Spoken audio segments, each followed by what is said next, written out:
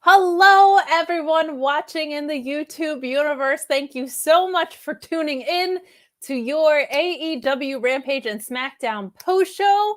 It is April 22nd. The show brought to you by NordVPN, the best VPN service you can get out there. The absolute best. It's like, why would you even consider another VPN? Why would you not go to NordVPN.com and use the code Fightful to save so much money, Robert? So much. And you can use that extra money to subscribe to Fightful Select, because let me tell you what, there's a lot of scoop skis from Sean coming in hot about, every wrestling promotion, but this weekend specifically about Impact, some great stuff that you're going to want to see on there. I am joined tonight, not by Sean Ross Sapp. He's not here to be like, what's up, you guys? No. I said we need a show that's just like a little bit more dude-ish. Like Maybe. we need a dude energy tonight. And so we called in Defelice, Robert Defelice himself. How you doing? I'm doing great, I always enjoy filling in for Sean, especially when I'm working with you. We're going to have some fun. It's a rare Friday night where you get me. I apologize in advance for those that come here for Sean, but you got me and deal with it. I don't apologize for you replacing that AEW jobber, all right? Or AEW jobber, GCW jobber. How dare I even promote him into the AEW universe? He got hit in the penis. He has an excuse. He did get hit in the penis. Unfortunately, not our sponsor tonight with Blue Chew, but I am excited to dive in to our wonderful programming tonight with you, Robert. Send in your super chats, would you, to get your question or statement read on air. Better yet, why don't you go over to humperchats.com and send in your question or statement that way? Because you know what? We get to keep a little bit more of the piece of the pie over here on the Fightful end. We get to have a little bit more of the money that you guys send in. It goes towards us when you use humperchats.com. And please leave a thumbs up on this video. It helps people find us in the algorithm.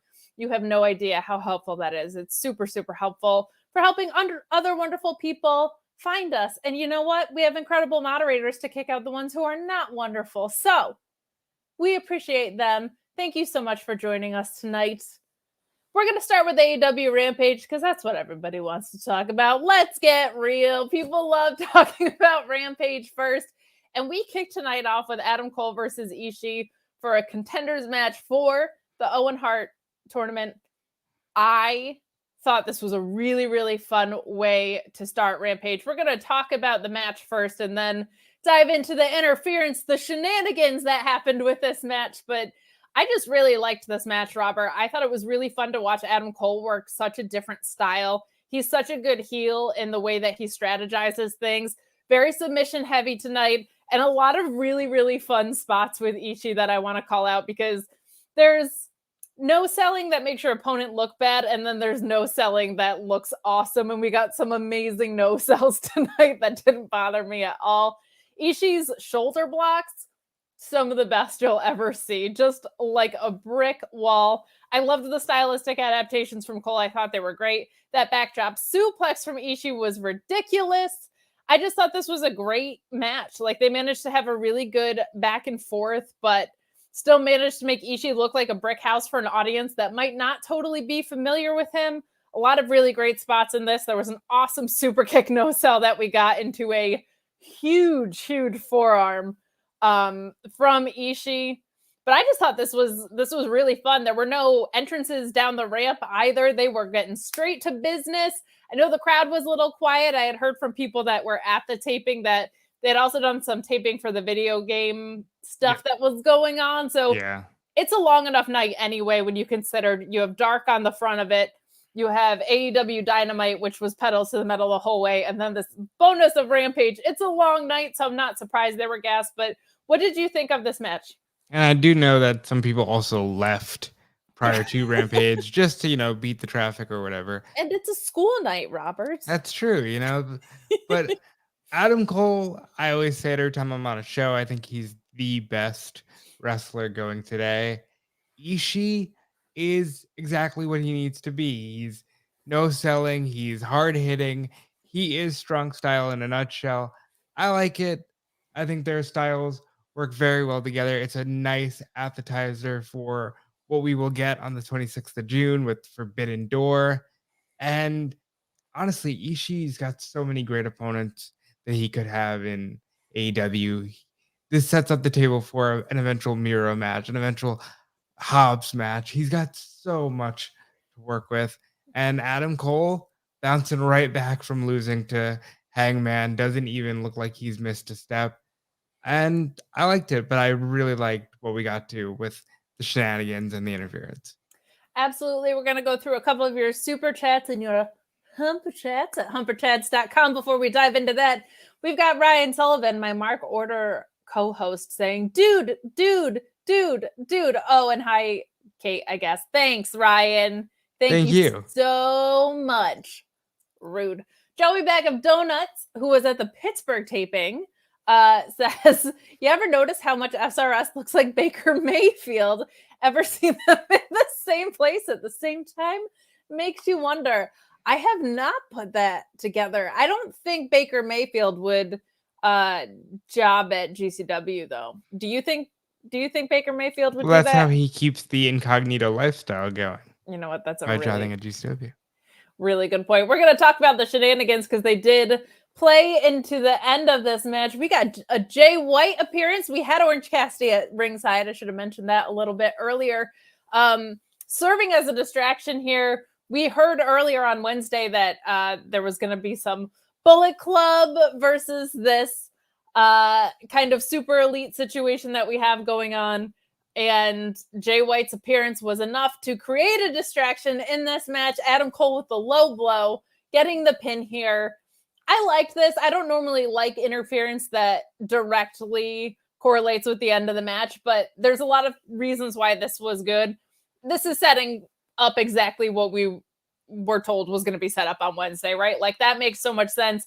And in this case, I feel like you need to be extremely protected because there's people that might not know who Ishii is. And if he's going to take a loss, you kind of want it to be a little bit dirty. Like he's such a presence and such a brick house of a man that like, I don't know, Adam Cole beating him clean wouldn't feel right to me when you have such like a Legend of John Henry's Hammer kind of and situation I think coming in. It's just better for the Cole character. You know, he doesn't need to win clean. You can't have heels if they don't cheat kind of thing.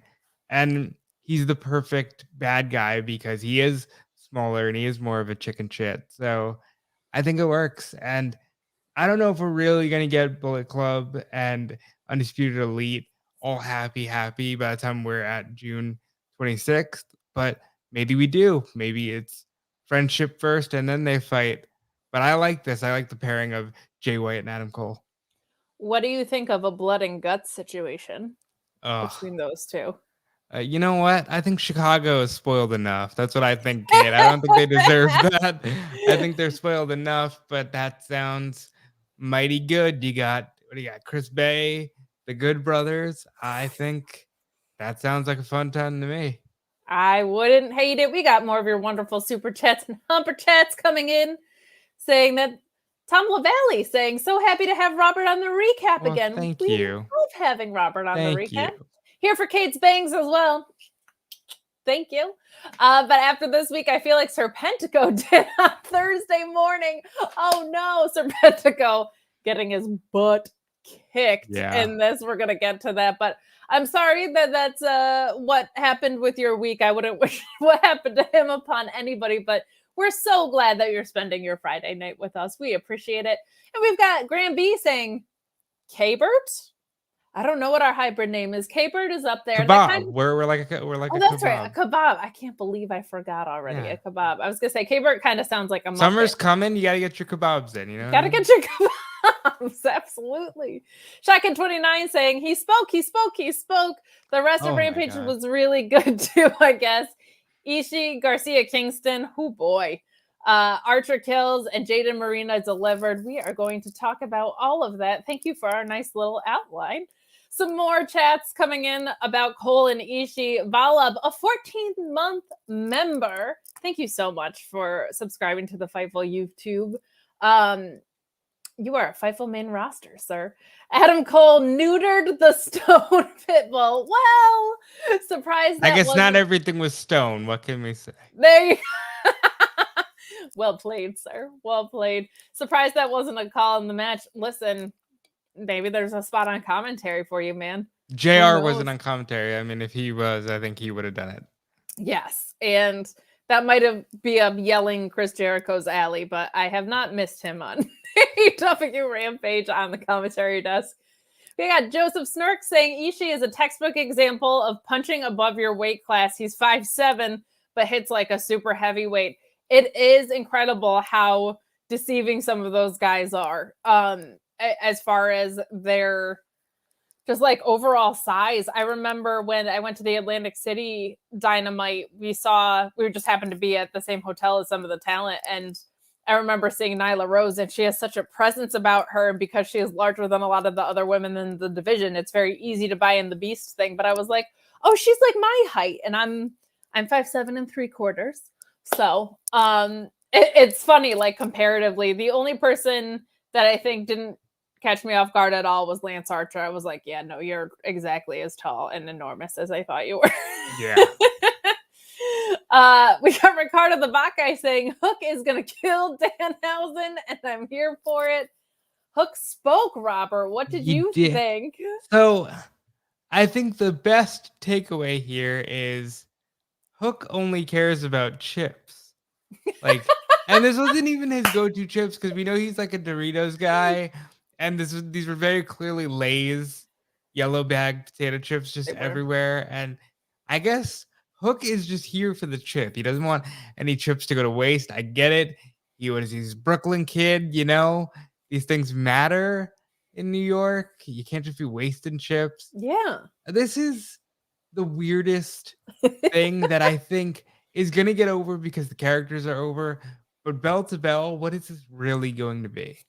I don't know, especially because Danhausen was injured. I'm not convinced it's going to happen. I'm wondering if Tony Nese inserts himself into the picture here, because I think Hook versus Tony Nese would be awesome.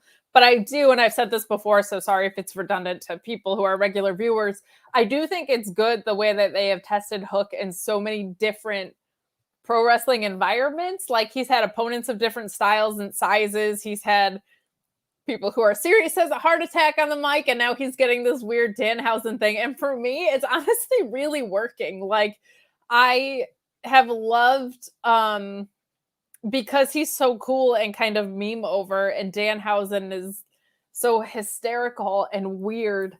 I don't know, like, it's one of those things in wrestling that I'm just like, I buy it because why not? Like, I'm not gonna overanalyze this. I'm just gonna, as crazy as this sounds, enjoy what's in front of me, because I just find it hilarious and I think it's so fun. But I am intrigued, like, if this becomes an actual match, what that's going to look like. There's a short window when you're meme over, and Hook and Danhausen can get in that window quick, have a decent match. Hook has to win. Danhausen doesn't really have to wrestle to make a living, so Hook can win a quick match, but I don't think we see it until maybe like the buy-in for Double or Nothing. That's not a bad call. I like that idea. I also think, you know, with these guys who are kind of meme over, we've seen Tony D'Angelo, we've seen Hook rise at the same time. The thing with Hook is he's real damn good. And that's actually true with Tony D'Angelo on NXT as well. Like, I think everybody was surprised when Hook was legit a badass in the ring. So I think the danger with being meme over or GIF over is that, like, you are coasting on that popularity and then that flames out, right? I think Hook is really good. I think eventually, and I've said this before too, like, I think eventually we're getting Ricky Starks versus Hook, which for the FTW title, which I think is going to be incredible, because you're going to be able to have Taz super involved in that. And even like size-wise, stylistically, I think Hook and Starks would put on an awesome match. So I'm intrigued to see where that goes. But you know what? You want to give me Danhausen and Hook? Feel free to. It's going to be Hook defending the chips against Danhausen defending, I don't know, the teeth. Like, is this like a chips versus teeth thing? I don't know. I like it. I'm just glad they're having storylines with these characters, because you can only have them be memes for so long. Very true. And I feel like Hook and Starks should be like a chips versus title match. Like if Ricky retains, he just gets to walk out of there with a bag of chips, and Hook is forlorn. I think it could be really fun. Surprise to no one. We have super chats about Hook. We've got Graham B saying, give me Hook as face of Lay's potato chips right now. I got to be honest, when I initially read the super chat, I thought it said, give me Lay's potato chips right now. And I can't argue with either of those things. Potato chips are great. I think all-time snack, potato chips. Are you pro Ridge or are you anti-Ridge? I'm pro Ridge. I'm pro Ridge too. And I'm not even a big dip person, which I have been told is the point of the Ridges. But I'm pro Ridge regardless of dips. Like I just really like the Ridges. So Ridges are the way to go for me too. See? Simpatico. I like it. We've got Brian Ben chiming in saying Lay's abuse leads to breaking of Hook's silence. You know what? You can talk about my dad. You can say whatever you want. But when it comes to my chips, I am not staying quiet. Danhausen just became Carino to Hook's Taz for my ECW diehards. Have fun. Hashtag Team Kebab. Thank you. We appreciate you so much.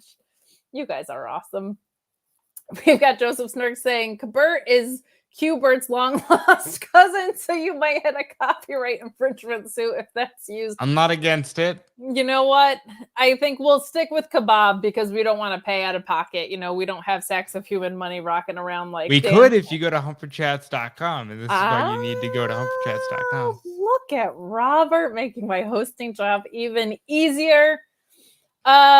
Luis, our wonderful moderator, has just titled this next segment as Snake Man dies 1,000 deaths thanks to Lance Archer, which I don't know if there's a better way to sum up this match with that. Better than that. Before this match can even get going, I loved this so much. I love Serpentico thinking, like, you know what? I'm going to jump Lance Archer. I'm going to dive out of the ring. And Lance Archer just swats him out of the air like he's a mosquito, which I think is fantastic. And he turns around thinking like his suicide dive wiped out Lance Archer. Also, note Lance Archer comes out with Jake the Snake. I don't know. I'm guessing the Dan Lambert carryover stuff was to protect Jake's health is my only thinking. Yeah, and perhaps Lambert's easier to boo. Maybe if Jake gets on the mic with Hangman, people are going to cheer Jake. I actually think if they knew they were going to put him against Snake Man, he probably should have brought a snake with him. I don't know how easy that is to come about in 2022. Oh, yeah. But I would have done that. That makes a ton of sense. This was like, you know what? We can't make Fuego del Sol die again on Rampage. So what we're going to do is instead, we're going to make Serpentico do it. He's hilarious on Twitter, by the way. If you haven't given him a follow, him and Luther are so great at fulfilling the role that they need to fulfill. I thought that Serpentico with the Hook stuff was great with the streamers. That was a really, really fun touch. But this was exactly what it should be. A mega, mega squash. Like, sometimes with Darby Allin, I say suicide dives aren't meant to be taken literally because it always looks like Darby Allin is trying to kill himself. Lance Archer, like, squash matches aren't always meant to be taken super literally either because he just smushed him like a pancake. But very fun, honestly. I felt like this was a segment that was good. You know, he's going to lose to Wardlow, and I would really actually like to see Lance Archer get some wings. I would like to see him get some wings. He deserves them. Go to Wingstop. It's delicious. Yeah, absolutely.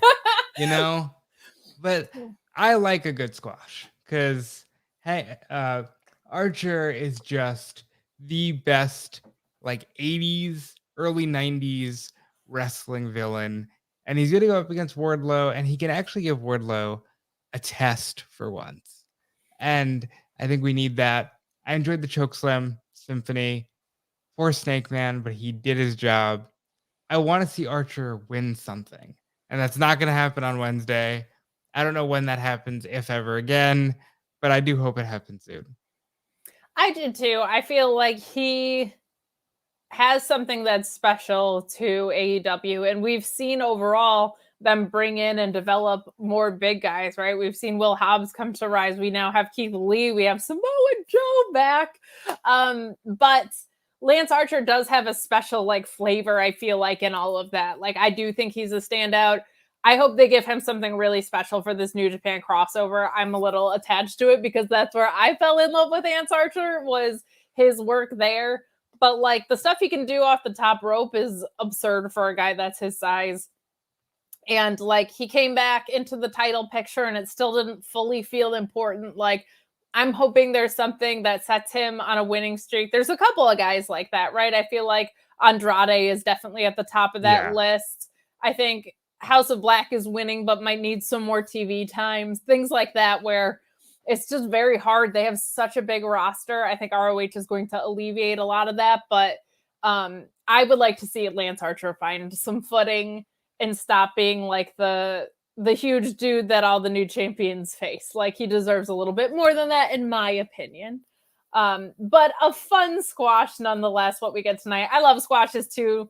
I used to be like, but stuff like this is fun, especially on a 1 hour program. We've got Shot Kid 29 timing back in saying, I feel like Hook Danhausen is a clever way to test Hook's range and comedy as the straight man, a la early Steve Blackman or Al Snow interactions. That's an astute observation. Okay. I think like I was saying, in ring wise, I feel like we've seen him be able to work with Bear Bronson. We've seen him be, you know what I mean? Like, we got a lot of tests there. I think this is like another test of that. Like, when you're developing someone, you want to put them in all of these situations.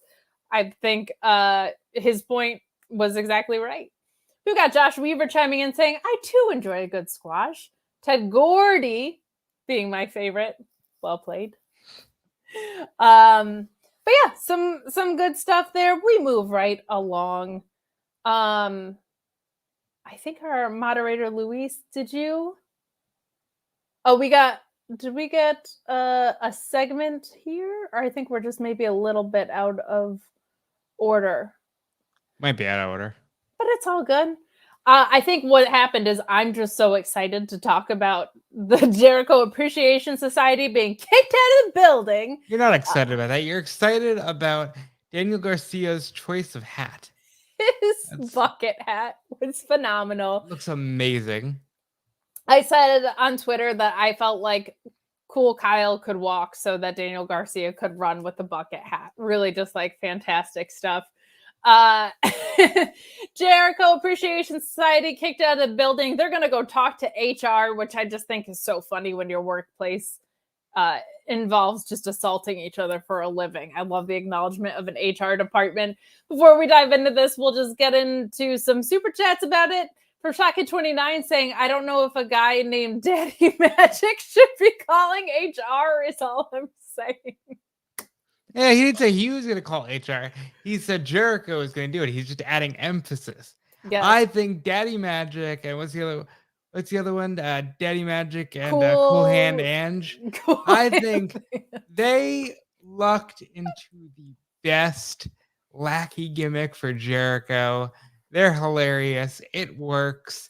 I can't believe like a year ago they were scrubs on 205 Live. Like, they are just having the time of their lives. It's so much fun to see this. And I also appreciated Daniel Garcia telling them, like, hey, you don't have to worry about this. Relax. I'm a sports entertainer. Like, what a blast. What a blast that whole thing is. Matthew Plus chiming in, my arch nemesis, saying that I want Matt Menard's JAS intro to be my ringtone. It's hysterical. That was really good. I don't know if that's brand new, but I know I never heard it before tonight. I like the worldwide leader for like 6 weeks in sports entertainment. I thought very good. Good for them. The only thing that I missed about Jericho being on commentary was his like sports entertainer of the week situation and him going, that's entertainment. And these past few, like, they're just so funny. But let's talk about this match. Robert, this is going to shock you. I loved this. Wow. I wasn't expecting that. And I know I'm hot and cold on Eddie Kingston. No, Eddie Kingston's my second favorite wrestler next to CM Punk. I love him so much. He wore a Death Ray shirt out to the ring, which is a nod to Sarah Del Rey, which I just absolutely loved. But man, oh man, did we have a hard-hitting match. A lot of back and forth with this. I really like the story that got told here. I felt like Daniel Garcia was so methodical in his approach, going after Eddie's ribs. That overhook suplex that Eddie tried but just couldn't get up because of those ribs was such a great sell. I think his selling is so underrated as a part of his game. I loved commentary on this, pointing out the damage to Eddie's ribs, like pointing out that Garcia had a game plan here. I thought was so great. And early on in the match, we get a boot scrape from Eddie, which was a nice Otani tribute for those of you who don't know, and I'm sure you do by now. But Eddie Kingston is always pushing out Noah, All Japan, New Japan matches. So just fun to see that. Eddie eventually gets the win with a spinning back fist here. I just thought this was an absolute blast. The irony being that it was a fantastic pro wrestling match with sports entertainer Daniel Garcia and Eddie Kingston. And the post-match of Eddie making Daniel Garcia look into the camera and saying all of this was meant for Jericho because he was just a stepping stone on the way to this rematch with Jericho. I thought this was gangbusters, really hard-hitting stuff. What did you think of this match? This is so good. Garcia is about as rock solid as you can get for a 23-year-old who Tony Khan's already said in an interview with Robbie Fox, like he's the next pillar of the company. Garcia's so good. And yeah, he would have been perfect with the BCC, but I think Jericho saw that and said, let's give you a little bit of color, a little bit of sports entertainment, because obviously you've got the bell to bell down. Kingston is so real that, like, I get why people like Kingston. I also get why there can't be too many Eddie Kingstons, because then you lose like the overall wrestling aspect. But Kingston is so authentic in his every move. And I think that him, taking off his belt and saying he's going to whip Garcia and then saying, no, I'm going to save that for your boss. You let him know. And it's great. Kingston's finally getting some wins. Garcia looks phenomenal. This will probably go into the pay-per-view. I don't think it'll be Blood and Guts or Stadium Stampede, but it'll be something worth watching.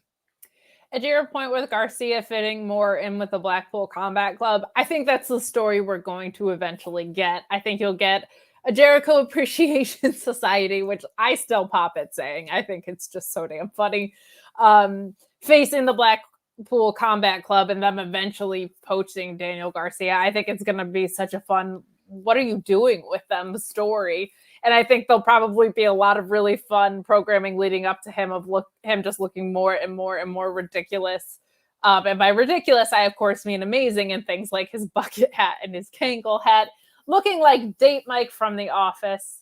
What a blast. I thought it was so much fun. We've got a humper chat coming in from Mark Quill saying, Eddie Kingston, like any good partner, understands that Friday nights aren't good whipping hours.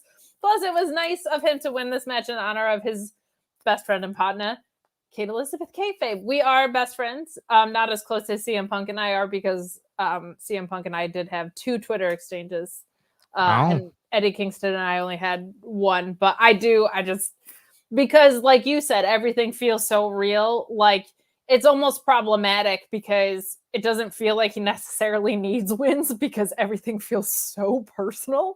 But he's so over that I'm excited that they are starting to give him some wins, because I think I'm not the only person who wants to be Eddie Kingston's best friend and partner. I'll put it that way. We've got he needs a belt by the end of the year, because at the end of the day, you're wrestling to win championships. And yeah, his authenticity will carry him, but he needs to carry the belt because that's what wrestling is. And he's such an easy transitional champion with that too. Like he could turn around, I think people are going to want him to hold on to it because I think people love him. But like, I remember friend of Fightful, Joe Holbert, booking this idea months ago of And now it seems like it's happening. So good for him for manifesting it, because it's my favorite thing ever. CM Punk, Adam Page. CM Punk turns heel and costs Adam Page his title. And Eddie Kingston at some point getting to come back and see, I told you this guy was an asshole from the beginning, and reigniting their feud, I think is such a fantastic, fantastic call.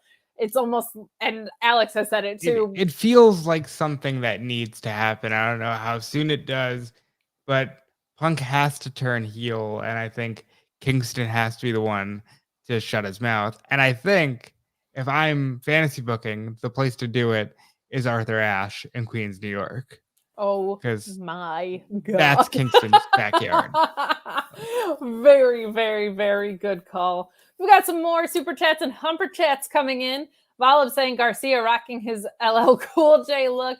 We got 2 different fits, I feel like, tonight from him. We had him entering the building in his bucket hat, which was delightful, and then a Kangol on the way to the ring, which that just cracked me up. Speaking of things that cracked me up, Robert, Swerve and Keith Lee, and then Ricky Starks and Hobbs exchanging words. There were 2 things that cracked me up. I can't remember what it was that Keith Lee said specifically, but Swerve saying, "Is that one of those big words you taught me last week?" Because Keith Lee has obviously gotten all this online traction for the Keith Lee looks like the kind of guy who tweets, and him saying indubitably all the time. I loved Swerve calling that out. I thought that was super funny. And then, of course, Ricky Starks calling them a broke ass Keenan and Kel. I enjoy it. Me. I loved it. Ricky Starks, I felt like, was a huge steal from the NWA. And because of injury and some storyline stuff, like, not that he didn't get going, because he's always put on good matches and he's had some screen time, but I feel like people are starting to really connect to how special he is. He is like my, I think, breakout star of 2022. I think by the end of this year, a lot of people are going to have Ricky Stark's name in his mouth. I thought this promo was just absolutely hysterical. I loved it. So much fun. But we're going to keep moving I would make the argument, though, that Starks is better for the JAS than Garcia, because Starks is more of a sports entertainer, but I'm sure that will manifest itself somewhere in a match down the line. And I think everybody knows that it's a misfit with Garcia there. Yeah. Like, there's no way that's not coming into play in some sort of stable, unstable feud. It could come into play in Ring of Honor for all we know. It could be like sports entertainer Daniel Garcia fighting for the pure title against Wheeler Yuta. Like, there's so many possibilities that could be really fun. I think it's way too calculated and intentional, and Jericho is way too smart-minded in this business for that not to be a specific way to drop him off somewhere else, but have him get over in this really fantastic way. So next we move on to the Britt and Tony and Jamie interview. I kind of had mixed feelings about this.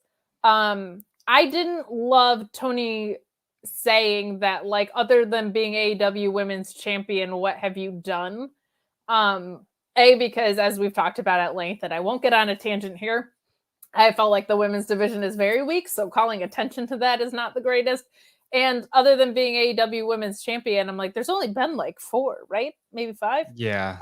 So like, that's a pretty big deal. And she had a lengthy run, and it was probably one of the most productive women's championships. And like CM Punk and MJF built their rivalry around saying, LOL, Britt Baker is better than you. Like, it wasn't a strong take, but I'm also not a fan of, hey, we know our women's booking sucks. Let's just steer into the skid. I think that's the wrong way to go here.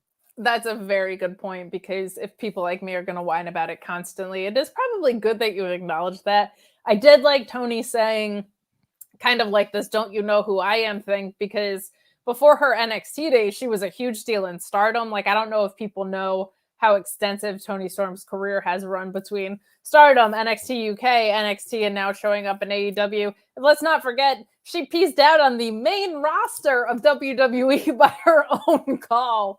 So it's not like she doesn't have a lot of star power, and I liked her bringing that up. And then walking away when Jamie Hayter said she just walks away, that's her thing. That absolutely cracked me up. So not a ton for me to dig into other than that. Did you have any thoughts on this? This is fine. Like, I know a lot of people were really critical of what Britt said on Wednesday because I think the idea is that maybe they're diving a little too much into LOL Tony Storm just leaves because she did the same thing with Ruby where it was just like, yeah, you were a nobody on the other show. I think there's too much of tearing people down when they need to start building their opponents so the division itself looks credible. But when they get in the ring, it's going to be a good one. So I think that'll take care of most of it. Yeah, I agree with you. We've got Matthew Plus chiming back in saying Jamie calling attention to Tony repeatedly leaving. Yes. I think that was like a bit of a double entendre too, because she also does just walk out of promos. So it was kind of like, I thought that was kind of a fun play, especially because it was just kind of like an under her breath line. So I didn't mind it, but I know it's hard to believe, but people are allowed to disagree with each other about wrestling. It doesn't make them bad people, which is kind of odd. So we get this quick promo. I felt like it actually could have been a little bit longer, to be honest, but from FTR.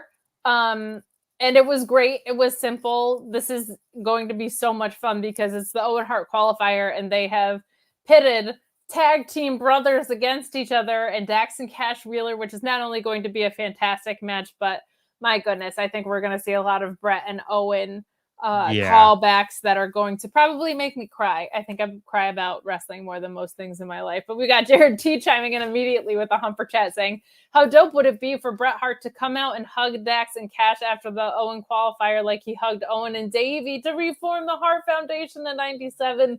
I think there may be a lot of callbacks with the Dax and Cash match. There are unconfirmed reports going around that Bret Hart might have signed an incredibly lucrative deal with WWE and won't be appearing on AEW programming, which makes sense. And honestly, good on WWE for paying him money after the end of his career. I think. And good on Bret. Get your money. Like, I'm never going to argue against anyone getting their money. I do think that a rewatch of Bret and Owen may be necessary before this match, just to see how much they pull from Bret and Owen. I do think the match will end with someone countering a victory roll into a pinfall, and like how Owen beat Bret. I do think Dax is going to win too, because Dax seems to be the one who's done a little bit more on the singles side. But either way, this should be a great match. Yeah, and I think he is, and nothing to take away from Cash Wheeler. I think Dax has just, out of the two of them, been kind of the standout a little bit more, which, again, nothing missing from Cash Wheeler. There just always tends to be one that more people gravitate towards. It's funny, I think in the Hardy Boys, more people gravitated toward Jeff, but then, like, as time went on, a lot of people started to appreciate Matt Hardy more. So it's just kind of funny, but, like, I think the unit of FTR is where the money is, but I agree with you. I think we're going to see Dax. Moving on in this, we got a super chat coming in from Bam, bunch of numbers, saying, why are people turning on Bret now? Oh, God, are people really doing that? Are they turning on Bret? Of course they are, because, nobody wants to see people get money. They just want to see people where they want to see them. Whatever. Like, guys, people are assholes. It's all billionaires with television programs. Relax. I get being disappointed, but some of these Twitter takes, it would have been awesome for him to be with FTR. It would, and he's going to be on the indies. So instead of supporting TV programs, support your favorite wrestlers. There's going to be a really, really fun kind of dynasty versus dynasty match that I know Brian Pillman Jr. is involved in, like an Brian Pillman and Brock Anderson. I don't know why. Come on, that's such a random hodgepodge team, but I'm here for it. Yeah, with Arn Anderson, with Bret and FTR. Man, it's the indies. We've got a couple of other super chats and humper chats coming in. Matthew Plus, my arch nemesis, saying, I do wish Katie would make like Tony and leave too. Well, here's the thing, buddy. I'm hosting tonight, so Robert's not going to block me. I can block people in the chat. I'm running the ship, pal. We have. And fun. The thing is, I could, but then that would create more work for me. And I'm a work smarter, not harder kind of guy. Smart man. Smart man. We got Josh Weaver chiming in saying, Matthew Plus, I hope both sides of your pillow are always warm. Oh, sick burn. I hope both sides of your pillow are always warm, Matthew Plus. That's Thank really, you, Josh Weaver. really lame. Oh, it's fantastic. I hope that when you go to put toothpaste on your toothbrush, that somebody didn't squeeze from the bottom and it's really hard to get up onto your toothbrush when there's not enough left. The worst people. That's the kind of inconvenience I wish upon you, Matthew Plus. We got Tom LaValle chiming in saying, Tony beats Jamie. Jamie interferes in the next round, but Tony wins anyways. Let this rivalry build to full gear. That could be fun. A little worried about where Mercedes Martinez is. She's the Ring of Honor Women's Champion. I think they'll probably keep her safely tucked away there. All right. I just feel like they really pushed that angle with Rosa off of a cliff. But what are you going to do? Sometimes you got to move on. And speaking of moving on, we're going to move on to Jade and Marina Shafir. We had their promo before this match.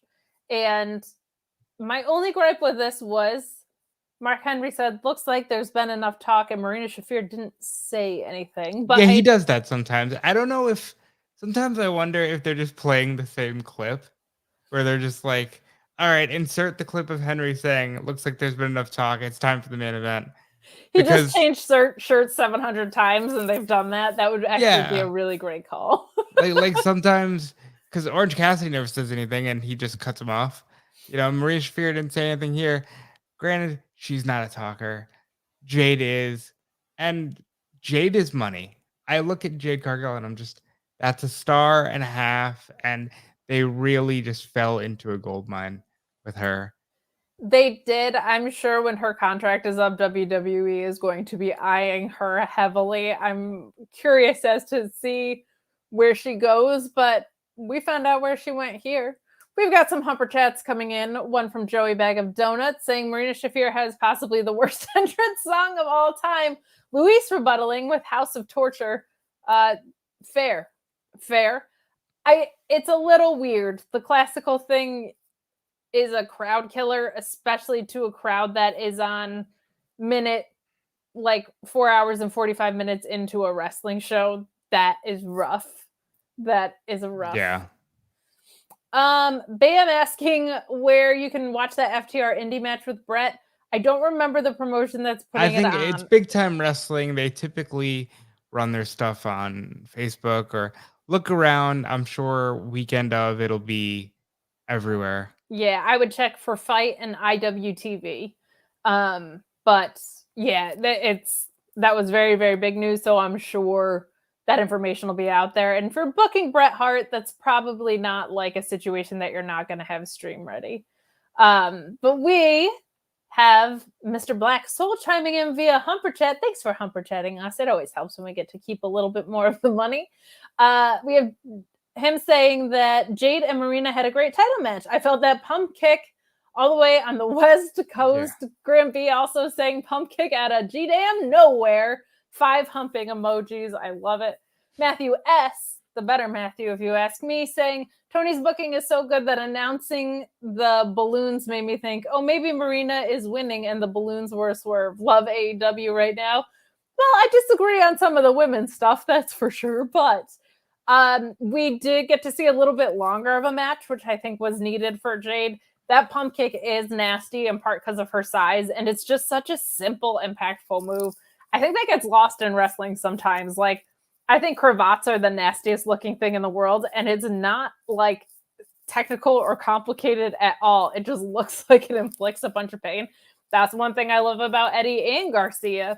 We saw it a lot earlier in the night that it looks like they're trying to hurt their opponent and win the match. I appreciate things like that. Pump kicks fall into that category. I'm going to throw it over to you, Robert Defelice. What did you think of this match? This match was...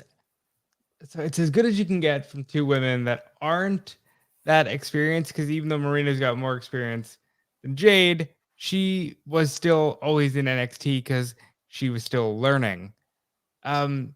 Nasty heel hooks, which I said to my buddy that we were watching it.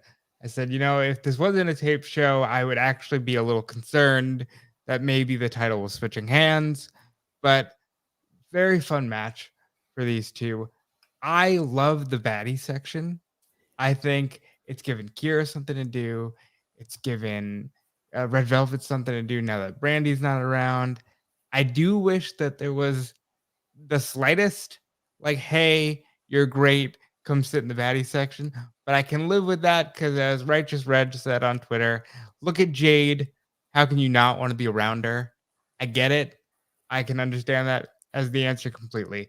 They're wasting a lot of popcorn, Kate. A lot of popcorn just all over the floor, and that rubs me the wrong way. But other than that, fun match. Fun stuff. Outcome was never in doubt. So it's sort of just like you're waiting for the 3 count.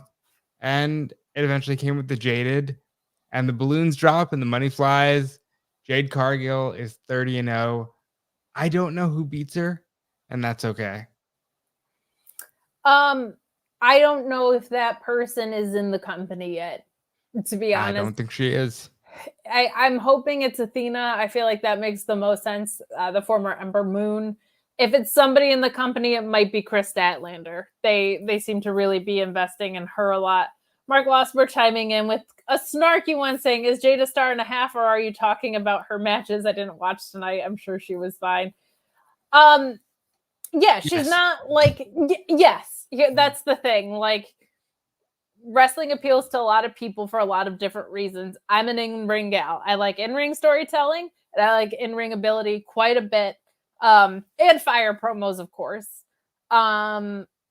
Jade is not there yet, and it makes no sense. She shouldn't be there yet. As far as she's probably had 30 matches, literally. Yeah. You know, like, I think her title reign and a couple of other ones is all that she's done on television. She has tremendous upside. Otherwise, it's not my favorite stuff about wrestling. It's a lot of people's favorite stuff about wrestling. There's nobody in the world that looks like that woman. Not a single person in the world. She has incredible charisma, incredible presence. Those aren't the things that matter the most to me. I was watching ROH.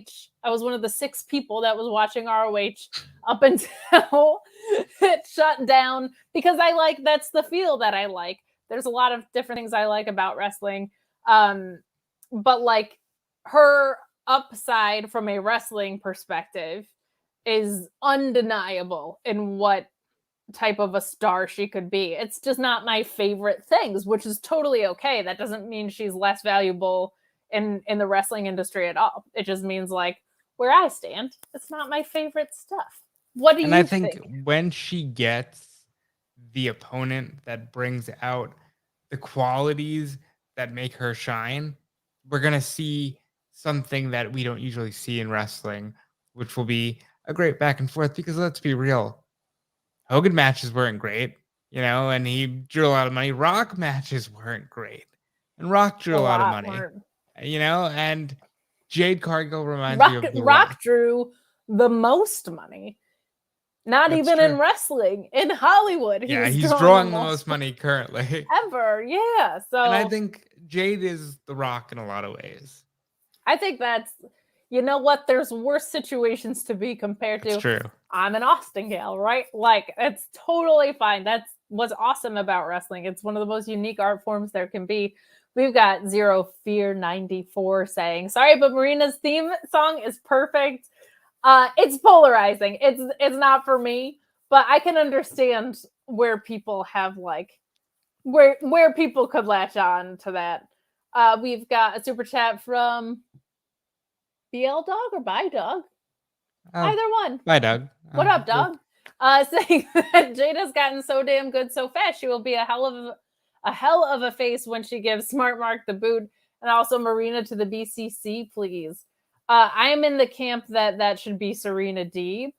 Some people are in the camp that should be legit Layla when she comes back from injury, but I don't hate that. Deeb's probably a good fit for the BCC. Look, I think Marina needs to be with the 3 guys that were in her wedding party. Marina needs to be with the Undisputed Elite. Like, you can't have Roddy. You got the next best thing, There you go. She's got a home there. I think you're right. I think you're right about that. We have a couple of more super chats before we switch over to SmackDown. We have some more back and forth coming in. We have Mark Quill saying, guess what, Matthew? Plus, I hope you wake up and you immediately step on a Lego brick that may or may not have been strategically placed there by the Council of Marks, of which Mark is a founder. Thank you for coming to my defense, gentlemen. I appreciate it. Van Twinblade chiming in saying Danhausen's first match is this Sunday at Glory Pro. I guess he means, I'm assuming, returning back from injury. Yeah, from injury. Okay. That's good. That's Glad great. he's healthy. You guys can watch it on YouTube at 5 o'clock Central. Dan the Dad and Danhausen versus Matt Paget and Davey Vega. That should be great. That's fantastic. Dadhausen. That's what that's going to be. Dennis Dirty Work sending in a Humper Chat, which you can do at humperchats.com, saying, are we hazing over the fact that Hook said words? I feel like my birthday has been blessed. Happy birthday, sir. All right, real question. Really, how long do you think this lasts for Hook? What is the window here with like, oh my God, he did anything, we're all going to lose our minds? I think it's coming up. And I think you want Starks to move on from Team Taz. So I think you got to have that be a story that gets told. Maybe like right after the pay-per-view, I feel like might be a good window for that. Because I'm loving like the Hobbs and Starks versus Swerve and Keith Lee stuff. We got Volub chiming in saying Anna Jay did bring out the best in Jade, still her best defense. That was a good one. I thought Ruby was a pretty good defense too. She just is new at this, and there's nothing wrong with that. I think she's training with Bryan Danielson. I read you're not going to find a better trainer than that. She's definitely going to get there. She's working her ass off, and she's getting better and better every time. So she will definitely get there. I have no doubt about that. Todd Allen Starr chiming in saying, also, I have no interest in the Forbidden Door since there will be no women's matches. This company. All right, so this is a conversation I had with other people, but I want to get your take on it because obviously there will be no women's matches because New Japan is an all men's promotion. Now, do you think we get Stardom involvement on their own show, like a Forbidden Door 2, but this time it's the women? Or do you think we just get the women and Stardom involved by June 26th? I don't think there's going to be their own show. I think maybe you reboot the tournament that was put on, that was like headed up by Shida, maybe, and then you have a conclusion of that there. But that's a lot of tournaments on top of the Owen. I won't judge them yet because they haven't released a card yet. If there's absolutely no women involved, that is going to continue to be an issue for me and a lot of other women's wrestling fans out there. I also don't think like one match on the pre-show of it is going to be fair. I think, there's so much Joshi wrestling, and in Stardom there are factions. It would make sense to have at least like a 6-woman tag or something. I think, can't keep denying your biggest blind spot on your biggest announcement that's a crossover thing. Like, that's just not going to work. I also think there's opportunity, because let's not forget, like, ROH and New Japan work together too. Mm-hmm. You could do a Stardom and the women of ROH as a coming out party thing for them or something. So I'm not going to judge it until the card gets announced. And then when they announce the card and there's no women on it, I will inevitably lose my mind and kick and scream about it. And you will watch me pass out on a Twitter clip at some point. I don't expect women's matches. I'll say that. So I've already kind of eased into the idea that it's just not going to be there. But you do have the other ideas of like Impact is working with New Japan and working with Ring of Honor. Like, there's other ways to do it, but they've made it clear this is an AEW cross New Japan show. I don't expect the women. Robert, they had a working relationship with Impact for a year. I know. They have the strongest women's division. And Jordan Grace and Deanna didn't appear on my screen. I know. I don't have a... and Luis chiming in saying that there's a Stardom show the day of the Forbidden Door, so that he hopes... Yeah, that's not happening. So there you go. We're not getting any women's matches. It's lame. But it's not what this show is building towards. So I've already made peace with that in my mind. Good for you. I have not. I understand why. So mad. Graham B saying Hookamania ends with him in a Marvel movie. That cracks me up, and I love that. Got some more super chats. Michael Stapp saying Mia Yim was known as the HBIC in WWE and her entrance was called number 1. Doubt she owns it though, just saying. That's an interesting point. I think we could see a Mia Yim resurgence. Nixon also still out there. Athena also still out there. Lots of possibilities on that free agent market. I think they're all going to go to Impact, honestly, because Impact's got the best women's division. I do think they should go elsewhere, but Impact has the strongest opportunities for them. Open up the damn checkbook, Tony. Mark Losper saying, you think Jade is doing great for her experience level and think that she has a massive upside while also wanting the belt held by a better worker. That is what I would prefer. It makes what they did with Jade makes plenty of wrestling sense. So even though as a matter of taste, it's not my favorite thing, it's fundamentally sound in wrestling. And part of that is just her size. Like, it's believable that she would squash people, right? Like, she's a lot of kids' favorite wrestler. Like, that's indisputable. So her having gold makes sense. We got Shot Kid 29 saying that for as better as AEW needs to do by the women's division, rightfully so, a lack of stardom women at the Forbidden Door, I put more Bushi Road and New Japan. I think it's a shared mindset in this case between both promotions. But honestly, it is a different promotion because Bushi Road hasn't even put any stardom matches on main cards of New Japan shows. So it's going to take a while. But I do think we get there. There were Joshi matches at Wrestle Kingdom though, which was pretty cool. They were dark, weren't they? No, they were on the card of night That's 1. Good. Yeah. So, I mean, to me, like, people have just been shouting in Tony Khan's face about it. If he's going to ignore it there, it's just going to continue. Like, if the longer they continue to not make changes about it, the more people are just going to yell and yell and yell. It's, to be honest, it's exhausting and I'm sick of it. Like, I'm so tired of people trying to justify things or tell me how to advocate about stuff. Like, I'm so tired. I just wish changes would be made. If Maria Kanellis comes in to help with ROH and hopefully AEW, I think that would help tremendously. But I've said my piece. I have given solutions. I don't know what else like I can do other than keep beating the same drum. But it's, if they're gonna just completely ignore it, like, what are we supposed to do? Grant B saying Marina Shafir versus Serena D, but World explodes. Luis wants that under Pure Rules. Holy cow, that would be really fun. I would like to see Pure Rules make its way over into AEW programming in a lot of ways. I think that could be very, very fun.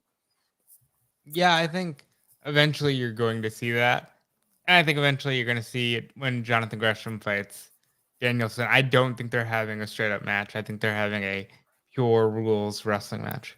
I think so too. And I think maybe even if we get Gresham versus Punk, I think that could be under Pure Rules too, just for fun. Even though Punk is not like a pure wrestler, that like best in the world thing is. So I think that could be really fun. Stephen W saying, does Statlander represent New Japan as a member of Chaos? That's a fun idea. That's funny. I love that idea. That could be really fun. Shotgun29 saying, so a queen and a boat walk into a bar. Oh, sorry, wrong review show. LOL. We're getting there. SGS. You can also catch Alex and realistically probably me on Sour Graps. After this, if you're a Fightful Select member, he is in the middle of moving. So be very, very nice to him because he's sour enough and now he has a move on top of that. Robert, it's time to switch into SmackDown. You know, sometimes knowing I have to watch SmackDown makes me want to just disappear completely. Does it? Is that does. what it does? It does. I know how you could do that with your internet identity, Robert. Do you? I do. I really do. And if I can find the ad, Sean Ross Sapp can tell you about it even better than I can. I'm on the road right now, but I'm not missing any of my favorite shows that are region blocked or out of my area, so to speak, because I've got nordvpn.com/Fightful. Now, you can also use that code Fightful. Avoid price discrimination on flights, avoid missing your shows because they're region blocked, and get 70% off your NordVPN plan, plus 1 additional month for free. It's also risk-free with Nord's 30-day money-back guarantee, so you have nothing to lose. NordVPN.com/Fightful has made things so much easier for me as I get back into traveling and start to remember that certain things aren't available to watch when I travel or even when I'm home because they're region blocked. I'm able to find pay-per-views that are much cheaper thanks to NordVPN.com/Fightful. It's an investment in yourself, and how can you pass up that deal? 70% off plus 1 additional month free. NordVPN.com/Fightful, or use that code Fightful. Oh my gosh, you know what you can do when you get 70% off? You can use that money on Fightful Select, of course. You sure can! For just $5 a month for the most breaking news in pro wrestling. You can also use it towards super chats or humper chats.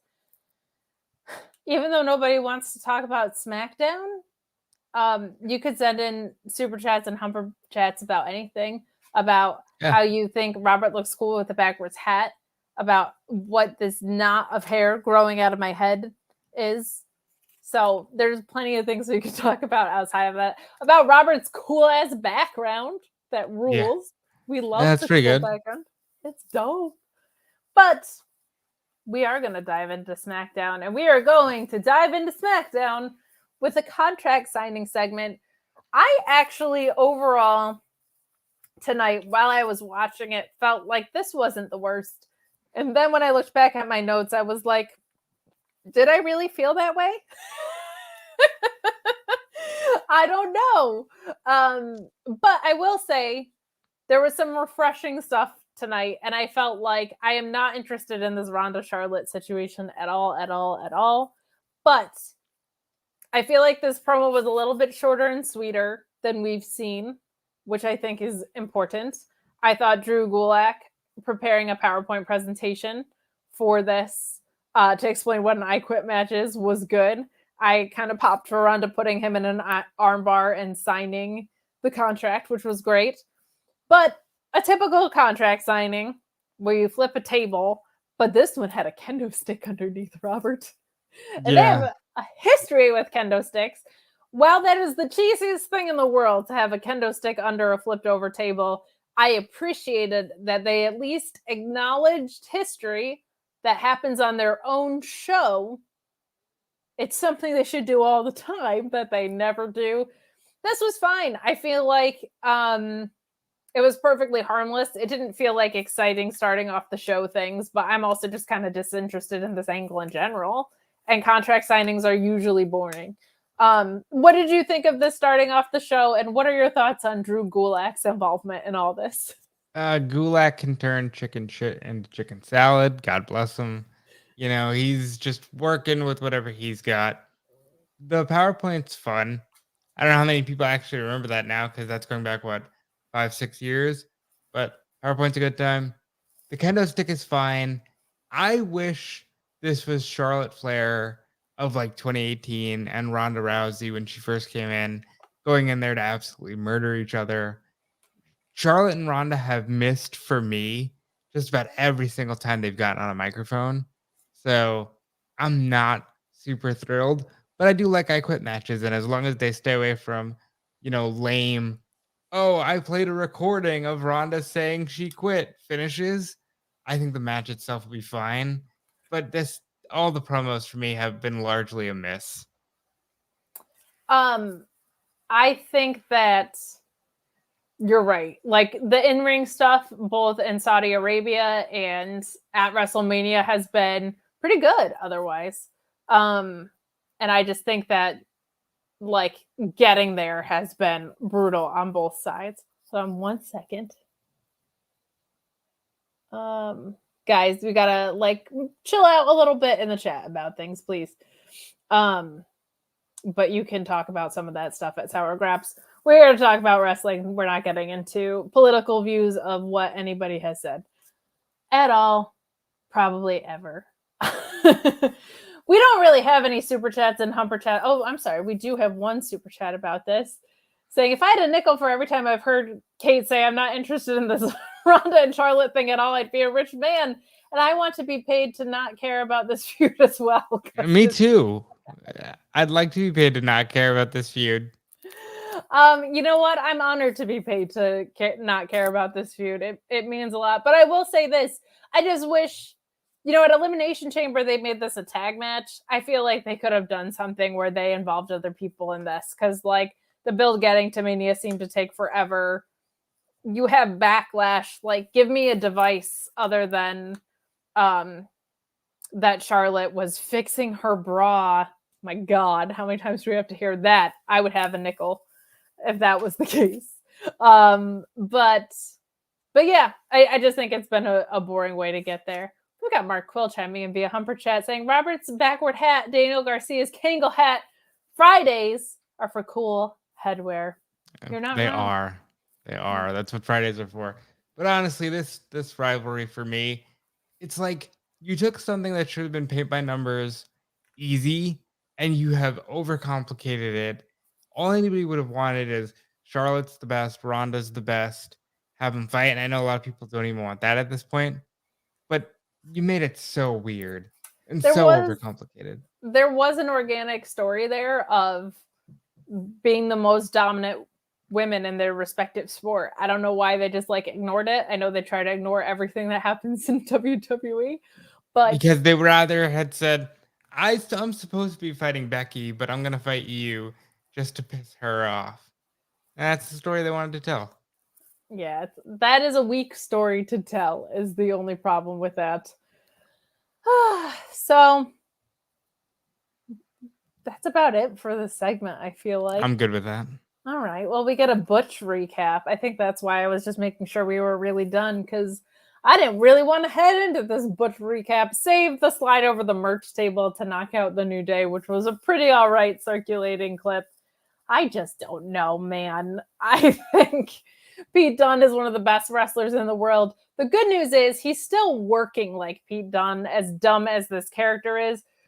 Great match, I thought, back and forth. In-ring wise is never usually the issue on SmackDown, especially when you have someone like Xavier Woods and Butch Dunne in the ring.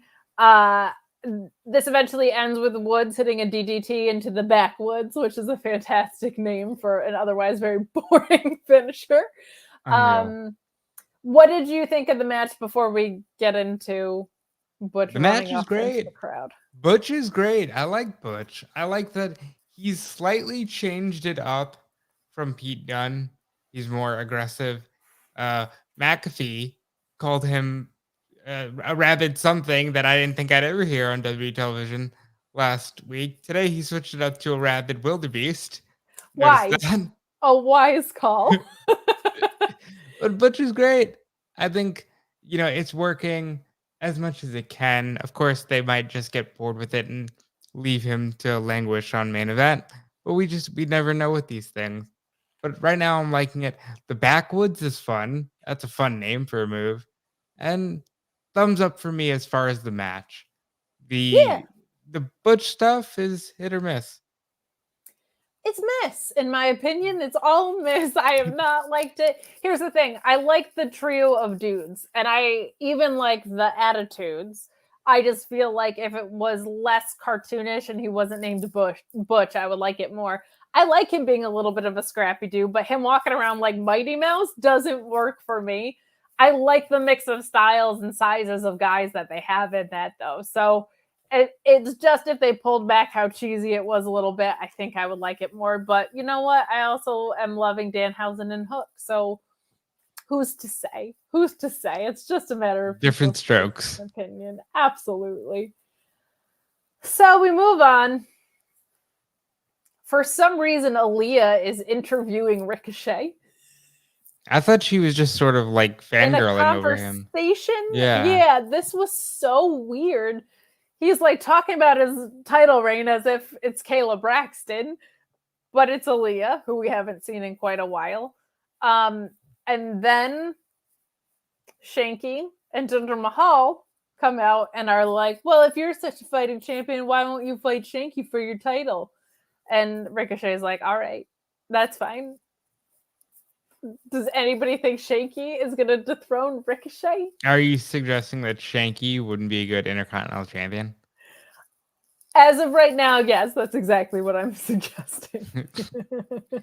I mean, yeah, I get it. At least they're doing something with the belt. It's so weird that, like, the IC title, and it's almost cliche at this point to go, Mr. Perfect and Shawn Michaels and Bret Hart and Randy Savage. It's weird that they don't do anything with this belt for so long. They don't care. It's very odd to me. Especially with a belt that does have a really strong lineage that Ricochet was referring to in the promo. Like you were saying, like, they just don't care about their mid-card belts. They didn't care about the Raw title either, though. So I guess I shouldn't be surprised. But it is, of course, good to see Ricochet being pushed. This feels very much like a Backlash pre-show match, maybe? I don't know. I don't even think they make it to that. I don't think it gets on any pay-per-view until the literal storyline is we finally got on a pay-per-view, which is terrible. That's about it, man. Moving on from that glory, we get a video package of Xia Li, who is back. She was Where was she? She was just gone for a few weeks. There was nothing reported. I also don't know where like Shotzi Blackheart is. I don't know what has happened with the women's division truly. There was a very, very muddy picture there for a while, but I'm glad she's back. Mark Wilhelm pretending saying that debut on TV as a face and show up like once, disappear for months, then show up as a heel for some reason. Even NXT 2.0 with its horny, crime-riddled insanity has more logical storytelling than this. The second, that last line is a little bit of a lie. They have a lot of really illogical storytelling, especially if you look in the tag division. But excited for her to be back on my screen. It's weird that they rolled out this huge protector persona for her. It just seemed to have completely scrapped that. She only had one match against Natty. And other than that, like these weird run-ins where she was kind of protecting people, like the story they told us in those awesome, highly produced Kill Bill style vignettes. So I'm glad she's back on my screen. I think she's an awesome wrestler. It's just a very disconnected situation, and hopefully they fix that. Yeah, I have no faith in that. I don't think that they have any idea what to do with Xia Li. I think Shawn Michaels and Triple H knew that they wanted to do Tian Sha, and they had ideas. They pulled their way from that. They did this protector thing. Probably forgot that they went through all of that, and now need a heel for Lacey Evans to beat. So they're like, okay, cool. All-American girl, come on. We need you to vanquish this evil. It's fine. I'm glad she's on the show, but whatever. It's not really clicking for me. Well, they haven't given us anything to fully click in, so completely understandable. Mark Losper chiming in saying, given Ricochet's reign, are you suggesting Shanky couldn't beat Ricochet for the IC title? No, I'm not suggesting that. I think they are going to do what Joel Pearl has cursed us with and eventually have Ricochet drop to Madcap. Not anymore. I mean, Madcap's a babyface. I don't know if they're going to have him drop it to Madcap. That's a good point. Now he could drop it to Happy and then lose it to Madcap.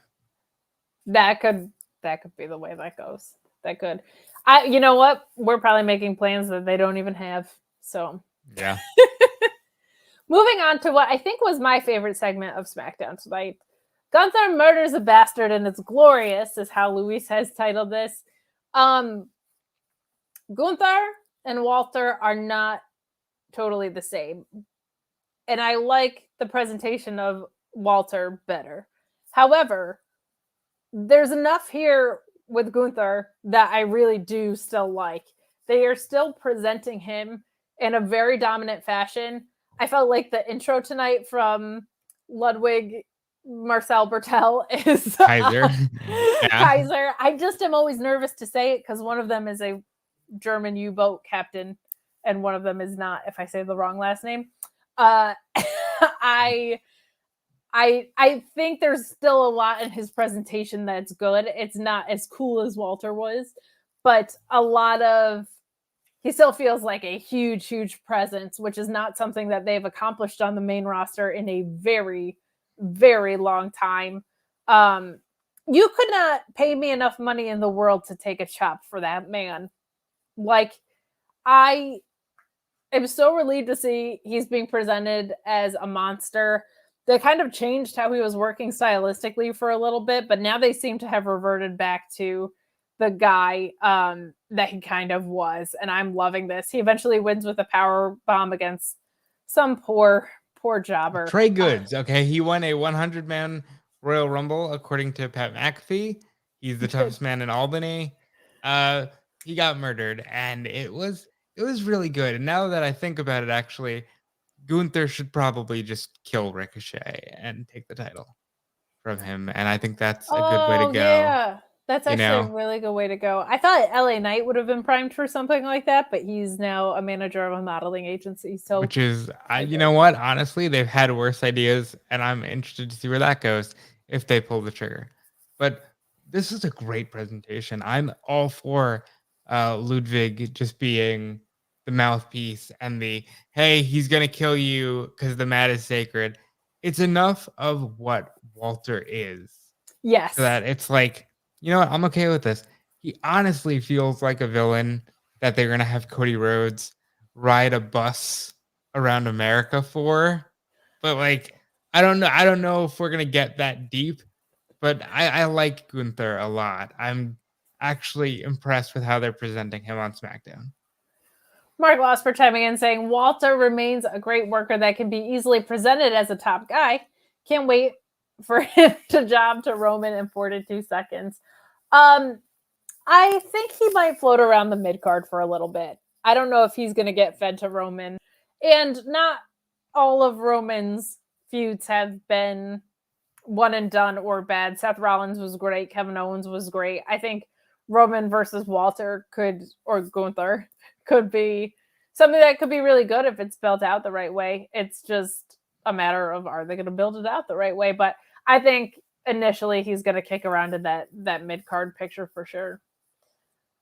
Guys, get in your super chats and your humper chats as we're coming down the home stretch here. Don't forget that Tower Graps is on Fightful Select after this. So if you're not subscribed to Fightful Select, aka you're not cool and a total dork. Just kidding. I'm kidding. But join us for Sour Grabs after this for a much more rageful show than the one that we are giving you over there. And I don't have enough energy in me to be as forceful with my rage. It's more just like, next. I know. It doesn't deserve it in some ways. Like, it's just, there's so much apathy with SmackDown for me right now because they're putting on the same show every week. But you know what is good? Sasha Banks and Naomi. Yeah. We did not have a women's match tonight because they were like, you know what? AEW is getting all of Kate's rage. Can't just be her all the time. We have to have some here. We did get 2 women's segments though, so not the worst. But we do have a super chat from Mark Losper saying, "Who's Natty? I only recognize the vote." I see you. I see you, Tuesday night visitors. But they half acknowledged this thing of the fact that they have no challengers. There's one remaining tag team. Amazing. Of Shayna and the boat, Natty, and I appreciate that they were like, well, we broke Rhea and Liv, and we won at Mania, and we broke up that team too. So they're like, who's even left? And they're literally the only team left. I like that they acknowledge it. I wish it wasn't true, so I sit somewhere in between that. What did you think of this segment and their allusion to that? I thought this was actually really good. I think Naomi and Sasha have great chemistry. I think they come across like stars. When they were saying, oh, there's nobody left, and, you know, we are the women's tag team division, I half expected Bayley. I'm like, okay, cool. We can finally get Bayley back here. And then Natty's music hit, and I was like, I thought you worked Tuesdays. but it's okay because we don't acknowledge NXT and the main roster as the same universe anymore. Why isn't Shayna Baszler a Raw or SmackDown Women's Champion? Why is she the most legitimate woman on the roster and hasn't even sniffed a world title since losing to a pregnant Becky Lynch at WrestleMania 36? It's wild to me. But other than that, this segment was good. Once this match is over, do they just abolish the tag team division? Like, what do you do with this? There's nothing else to do. I don't know unless they're going to call up a bunch of people from NXT. Like, I sincerely don't know. We've got Ricardo the Bot guy chiming in saying, does anyone trust the Fed with handling Walter? I don't trust them handling anybody from NXT because they haven't proven that they can in a really long time. Now, the current system is more aligned with the main roster, which is why I like it less.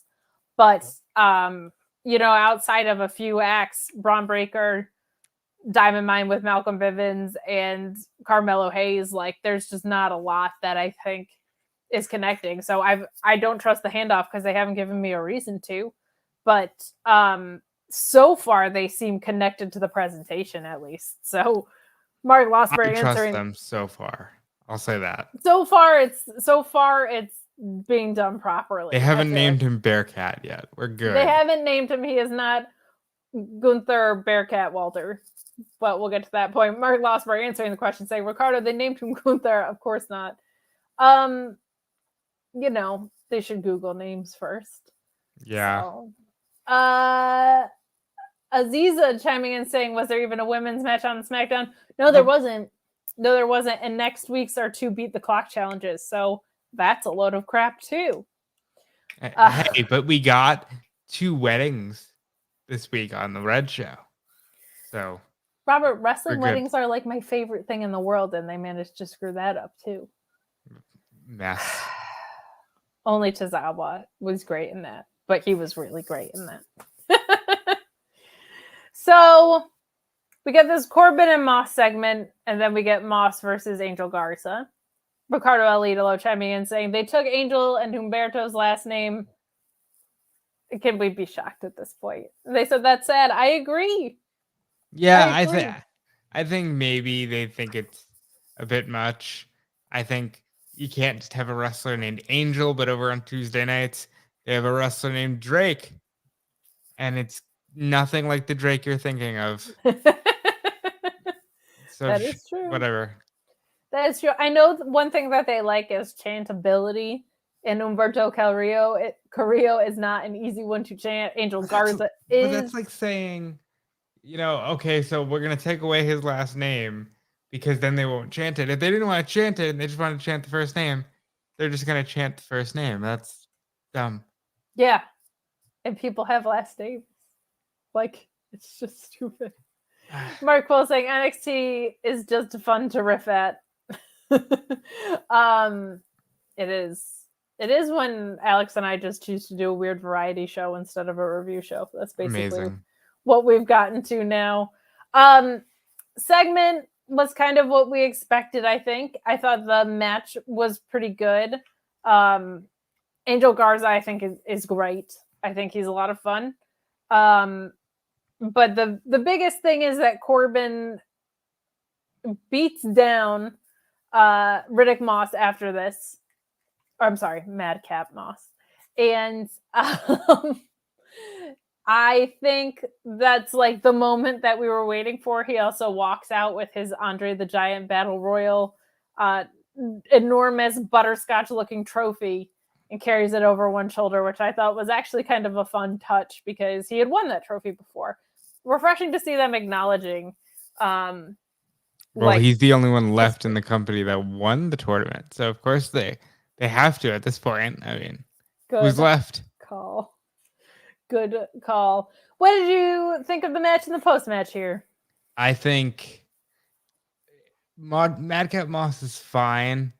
It's wild to me that in 2022, there's a guy whose finisher is just a neck breaker. Like, we regularly see people kick out of Canadian Destroyers on aprons, and this dude just hits a neck breaker, and we're just like, all right, cool, it's over.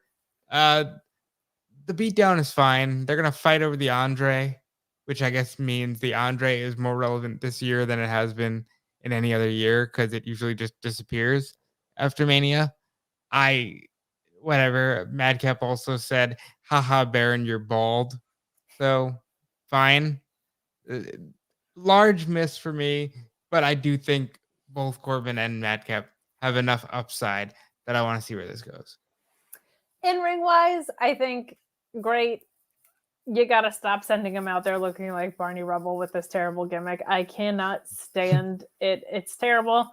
We also got a Raquel video package, which was weird, to be honest. I don't think it told us very much about her, and it doesn't feel like the Raquel that I grew to know at all in NXT. Well, that's okay. That's gonna happen because her name's Rodriguez now. Because that's a major change, and now we own it because it's not Gonzalez, but we own that too. I don't get it. I don't like it, but it is what it is. It was weird for a non-existent women's tag division. Her and Kaylee Ray not going and just stomping out a bunch of people is a weird one to me. We did switch into something that was great though, which was Riddle versus Jey Uso. This I thought was a phenomenal match between the ropes. I am getting a little tired of this trope of having tag teams have individual wrestlers that face each other, especially when we get multiple versions of that in one night. But holy crap, this match was great. And if Sean were here, he would say it humped. And I would have to agree with him. This was absolutely fantastic. I'm trying to think if there were like any specific spots to call out, but I stopped taking notes on them because I was just like, I'll be writing notes the whole time. I thought this was such a great match. Riddle, because of his background, makes everything look extremely real. And Jey Uso is just such like a solid hand. I feel like this was just a fantastic from bell to bell. I'm ready for the tag match. I'm ready to move on from whatever this is going to be, but like, if you're going to do it right. And they did it right, Robert. Yeah, this was phenomenal. My guess is, because I'm always just thinking, all right, what's the swerve? That they're going to have Randy take the fall at the pay-per-view, and then it's going to be Randy gets upset because Riddle can beat them and he can't. I don't know. This match was so much fun. Riddle, he hit this like running, almost like a Daniel Bryan knee. Main event Jey Uso catching him with a super kick. Does go for the splash. I expected a splash into an RKO, like Evan Bourne style. I didn't get that. I was a little disappointed. But maybe at the tag match itself, that might be the Riddle, move. He's so good that everything he does just works. You can't have a bad match with a Samoan. Period. Like they're impossible. It's built into their DNA to be amazing in the ring. And this was easily the best match of the night, like by a mile. There was a great pop-up neck breaker that Jay put on that our moderator Luis wanted to call out, which was fantastic. I do remember that being in there. There was kind of the finish was like a nice exchange of running knees. This had just had a really nice rhythm to it, really nice back and forth. The chemistry was there the whole time. My only complaint is story-based, but the match itself was easily match of the night. It was so much fun.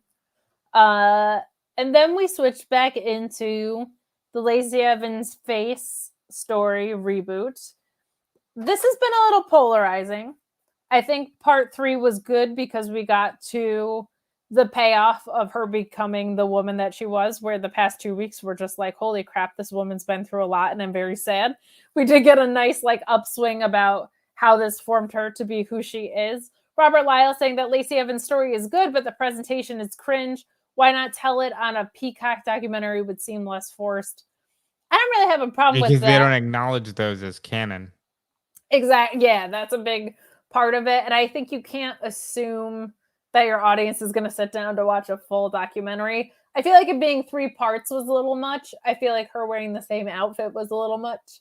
But overall, like, it's nice to have something sincere coming from her. And this roster needs babyface women right now.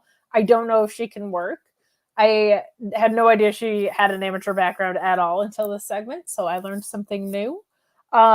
But they need faces right now, and seemed sincere. As last week was just like, whoa, this is sad. This time we got a little bit more of a payoff. What did you think of this? This is good. I think you should always be trying to let your performers be themselves, especially when they have apparently a very, deep traumatic backstory that can actually make them a babyface when you've been trying to make them, you know, the heel classy lady. And I think Lacey Evans is probably going to end up beating Charlotte Flair at some point around the 4th of July.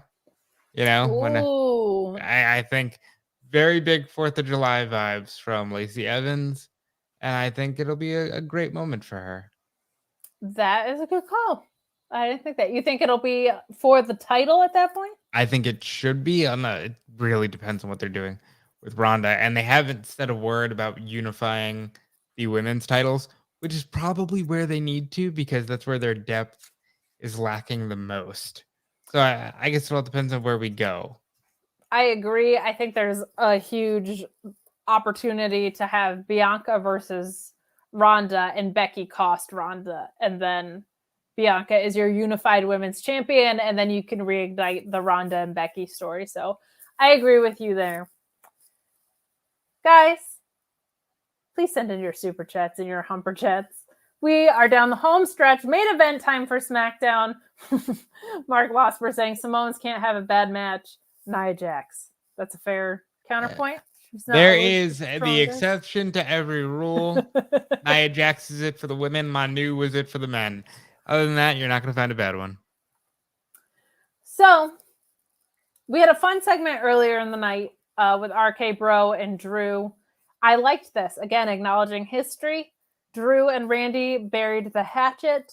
They were moving on, and a suspicious and hidden Sami Zayn comes out, which we would see play into things later tonight, because RK Bro said, we're going to have your back out there as Lumberjacks. And Sami goes to speak to Roman before the match. And I just love everything Sami Zayn does. He says, I acknowledge you. I acknowledge you so much. I acknowledge you as my tribal chief. You're the tribaliest. I acknowledge you so hard.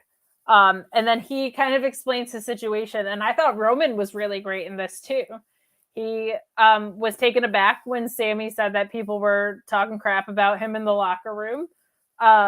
This was after Jey Uso lost. I don't even think we mentioned that Jey Uso lost too. Yeah, he got rolled up, He got rolled up to Matt Riddle. So that's how good that match was. I forgot about the finish. But the Usos have now lost twice, and they're not getting the job done. And Sami says, hey, they could come help me out in this main event Lumberjack situation that I'm having. And here's the thing, Robert. I hate Lumberjack matches. It's my least favorite stipulation in the whole wide world. But I was like, at least this one kind of makes sense, because there's people on both sides that are going to be trying to throw these guys back in the ring. And because the story has been built around Sami running away, it would make sense that they're trying to throw him back in the ring. And then they managed to make none of that work. Mm-hmm. So what did you think of those backstage segments? What did you think of Sami and Roman especially? The Sami and Roman thing was the best thing I saw on TV all night. Sami made it work. It made it seem like these characters can actually interact with each other outside of a specific storyline. Roman is the godfather of the locker room. Sami Zayn is such a conniving little shit who's just like, I acknowledge you and you're so great, but now I need you to acknowledge me. And Roman gave him a death look and he said, just because I acknowledge you, please notice me. And it worked. And then they went out there and had Sami Zayn run away in a lumberjack match, effectively killing the stipulation, which will lead to a cage match next week, which I'm sure they'll find a way to kill the stipulation in as well. A couple of things with this. A couple of things. It's time for them to call up Solo Sikoa from NXT, in my opinion. Yeah. He is ready. He is ready in-ring wise. He's ready character wise. with the Usos losing, I think there's a really big opportunity to make another star in the bloodline with Solo Sikoa. We're going to talk about Shinsuke Nakamura getting screwed once again. Yeah. Why would you not just have a steel cage match to start with, Robert, if this was the move? Because now I've heard this, like, for some reason they think this is the natural progression of things to do Lumberjack, then do Cage. I think they had said that that was the idea prior to the first ever Hell in a Cell with Shawn and Taker. It's a very weird thing to say, let's have a wall of men and then let's put them in an impenetrable structure, which will not be impenetrable, I'm sure. You know, very, very strange. Fun program for Sami before he inevitably gets buried again down the card somewhere. But yeah, I would also like to talk about why is Shinsuke Nakamura like dancing to the ring with the New Day when the last time we saw you, you were getting, you know, your butt whooped by the bloodline. And again, what do? They've already decided we're moving on from Shinsuke, and that's that. And that's not the only time that's happened to Shinsuke, and that sucks. We also saw this happen with Finn Balor, with John Cena just taking his contract last summer, just breaking rules all over the place. Kind of a disappointing main event because I was looking forward to what they were going to say, or what match they were going to have. So just kind of a bummer of a way to end the night on what I felt was like a little bit more of an upswing of a SmackDown. But Robert, that closes out our night, buddy. It does, you know, and I know that wasn't the end of WWE filming. They also taped for next week, but you should stay tuned to Fightful and Fightful Select for more on that. Yeah, you should. Pretty bummer night on the WWE side of things. Rampage was fine, but even that was sort of like the middle of the road for that show. Not a bad night though, and I got to spend it with you and all you beautiful people, so it's all good. Can't ask for more than that. Thank you so much for filling in for Sean, Always. who fears me. I appreciate you so much. I understand why. Very intimidating. Very intimidating. Thank you to everybody who joined us. Head over to Sour Graps if you guys are Fightful Select subscribers. If you're not, what are you doing? We thank NordVPN for their huge investment in us. Please, if you're not even using the VPN, tweet at them and let them know that you found out about them through us. We appreciate it so much. We look so forward to seeing you on Sour Graps. Tune into Grapsity tomorrow as well. Lots of fun stuff going on this weekend. And we'll see you on Monday. We're out.